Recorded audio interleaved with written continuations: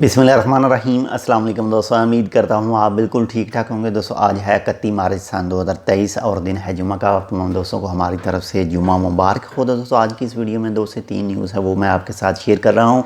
और सबसे जो पहली न्यूज़ है वो है एयरसियाल, जो पाकिस्तानी एक निजी एयरलाइन है। इसके हवाले से आज से कुछ महीने पहले उसको इंटरनेशनल फ़्लाइट के लिए अप्रूवल दिया गया था और अभी हाल ही में यानी 29 मार्च 2023 को उसकी पहली फ़्लाइट जो है वो जद्दा गई थी। और हफ़्ते में 4 फ़्लाइट होंगी जो लाहौर से सऊदी अरेबिया के लिए होंगी, जद्दा के लिए। और अभी आने वाले वक्त में कहा जा रहा है कि जो मुख्तलिफ़ पाकिस्तान के शहर हैं वहाँ से सऊदी अरेबिया के लिए जो फ़्लाइट हैं वो जाएंगी, जिसमें सियालकोट, पेशावर वगैरह और दूसरे जो एयरपोर्ट हैं वो होंगे।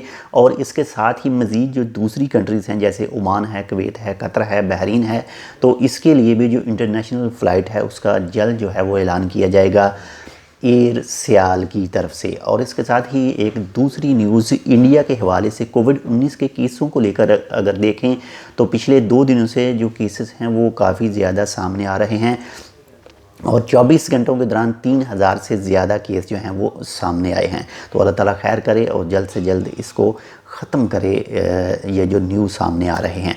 और इसके साथ ही एक और न्यूज़ जो खुशखबरी की न्यूज़ है वो है फ़क़े कुर्बा के हवाले से 319 कैदी जो हैं जो ओमान के मुख्तलिफ़ गवर्नरेट की जेलों में मौजूद थे और उनको रिहाई दिलाई गई है। फ़क़े कुर्बा एक ऐसा इदारा है जो डोनेशन जो दूसरे लोग उसको डोनेशन देते हैं तो वो रमज़ान में कैदियों को रिहा करता है और इसी तरह के दूसरे काम भी जो हैं वो करता है जिससे भलाई हो, दूसरों को फ़ायदा हासिल हो।